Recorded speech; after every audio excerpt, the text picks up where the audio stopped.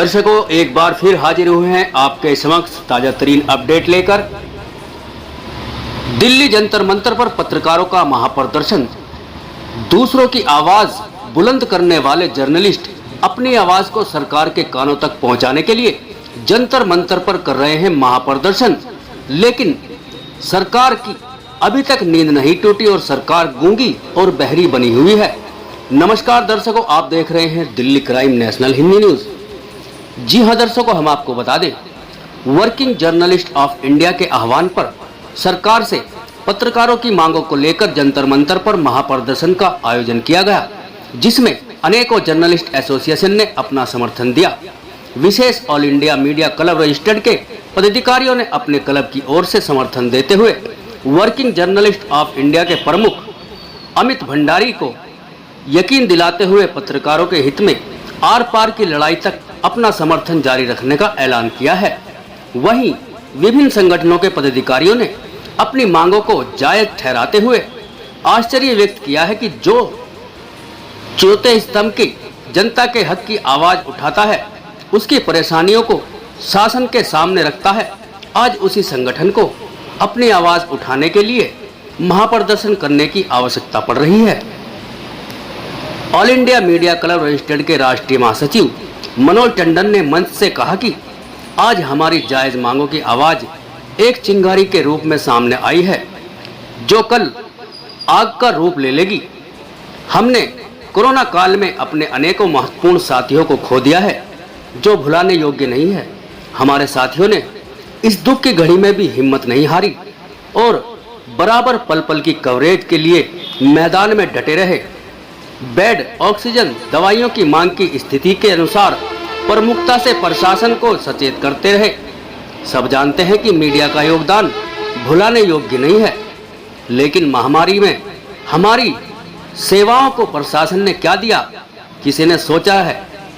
चौथे स्तंभ के साथियों के सम्मान, सुरक्षा, जीवन यापन की व्यवस्था की मांगों को मानकर पत्रकारों को प्रोत्साहित करना सरकार का दायित्व है और जब तक देश के चौथे स्तंभ की ये मांगे पूरी नहीं हो जाती, आंदोलन इसी तरह जारी रहेगा। राष्ट्रीय महामंत्री all India media club registered आए हुए सभी पत्रकार साथियों का स्वागत करता हूं। अनूप जी, भंडारी जी, आपका संघर्ष पत्रकारों के लिए जरूर रंग लाएगा। बेशक आज ये चिंगारी है, लेकिन जल्दी ये एक बड़ी आग बनेगी और सियासी कुर्सियों पर विराजमान नेताओं तक, पॉलिसी बनाने वाले अधिकारियों तक हमारी बात आपके माध्यम से पहुंचेगी और जल्द ही पत्रकारों के लिए उनकी सोच बदलेगी। पिछले कुछ वर्षों से हमारे लिए ये बेहद दुख की बात रही है। कहीं पे कुछ भी हो जाता है, उसके लिए दोषी पत्रकार को ठहरा दिया जाता है। देश की सरकार बात करती है डिजिटल मीडिया को नकारते हुए। ये बेहद अफसोसजनक बात है हमारे लिए। आज मैं उम्मीद करता हूं, बेशक हम यहाँ संख्या में कम फिलहाल दिखाई दे रहे हैं, लेकिन जैसा कि अभी बताया मेरे साथी ने कि लगातार पत्रकारों को आने का सिलसिला जारी है। देश भर से यहाँ पत्रकार जुड़ रहे हैं और मुझे आशा है कि बहुत जल्द हम लोग इस सरकार के कानों पर अपनी मांगों का एक जोरदार धमाका करेंगे। WGI के जरिए एक छोटी सी बात कह के मैं अपनी बात समाप्त करता हूं। सैकड़ों चेहरे हैं, इन चेहरों में नजर आना है। बातें तो सब बनाते हैं, हमें सच बताना है। लाखों उम्मीदों से जुड़े सरोकार हैं हम, लाखों उम्मीदों से जुड़े सरोकार हैं हम, कोई आम पेशेवर नहीं, पत्रकार हैं हम। धन्यवाद। बेच देते हैं, लीवर बेच देते हैं। ऐसे डॉक्टरों की समस्याएं हमारे पास है, केस है ऐसे उनके। लेकिन आप लोगों ने डॉक्टरों को कोरोना वॉरियर्स बनाया है। आप लोगों ने अपनी कलम और आईडी से जो पुलिस का भ्रष्टाचार रूपी रवैया लोगों में फैला हुआ था, आपने पुलिस को अच्छा बनाया, पुलिस को दिल्ली दिलवाली बनाई, पुलिस के बारे में अच्छा लिख के दिखाया कि अच्छे कार्य करते हुए उनके दिखाए, उनकी तारीफ छापी, उनके बारे में लोग कोरोना वॉरियर्स कहने लगे। लेकिन बदले में आपको क्या मिला? क्या कहीं आपको कहीं कोऑपरेशन मिला?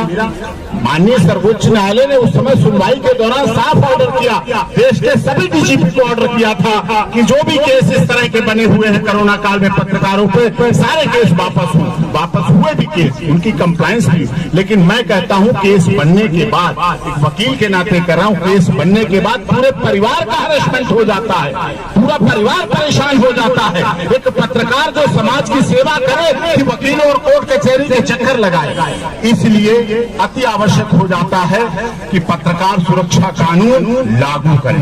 देखिए बड़ी साफ सी बात है, हम एडवोकेट हैं, हमारी एसोसिएशन तुरंत अड़ जाती है।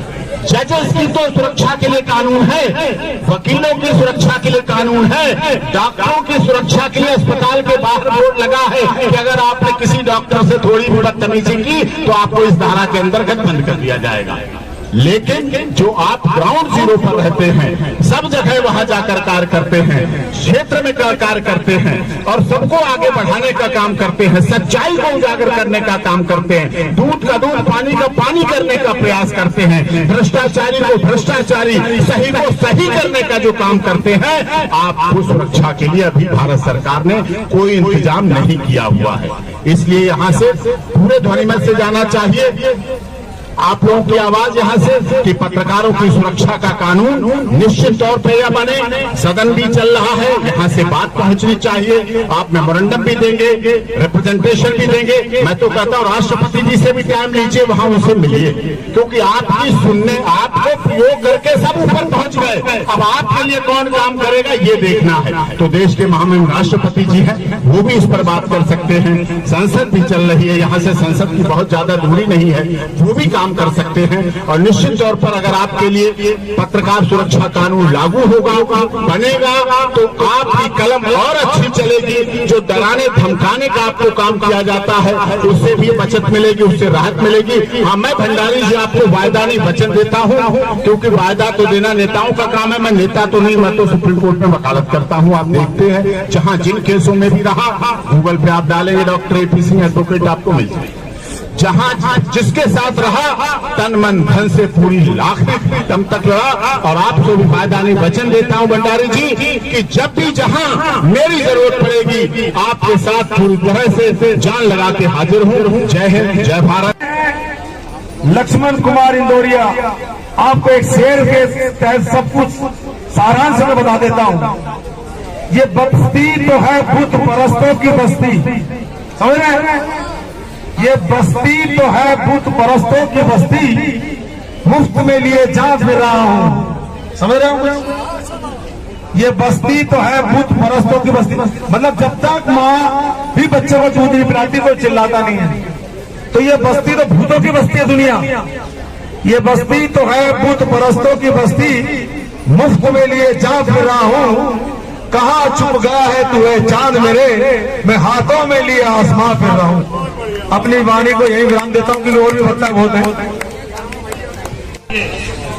हिंदुस्तान का पहला राज्य है महाराष्ट्र, जहां पर 2019 में विधानसभा के अंदर ये कानून लागू हो गया है। किसी भी पत्रकार को धमकाने पे, उसकी हत्या करने पे 6 महीने की सजा और 50,000 रुपए का जुर्माना सरकार ने ये विधानसभा के पटल पे लागू कर दिया है। ये महाराष्ट्र सरकार ने सबसे पहले किया है। लेकिन दोस्तों ने कब किया है?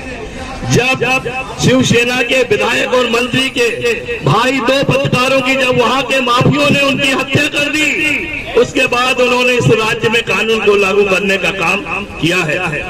भंडारी जी, हमको पूरा विश्वास है कि भारतीय मजदूर संघ और वर्किंग भारत माता की, भारतीय मजदूर संघ, भारतीय मजदूर संघ, working journalist of India, working journalist of India, पत्रकार एकता, पत्रकार एकता। तो दर्शकों बने रहिए हमारे साथ और देखते रहिए Delhi crime national Hindi news. हमारे चैनल को लाइक करें, शेयर करें, सब्सक्राइब करें और हाँ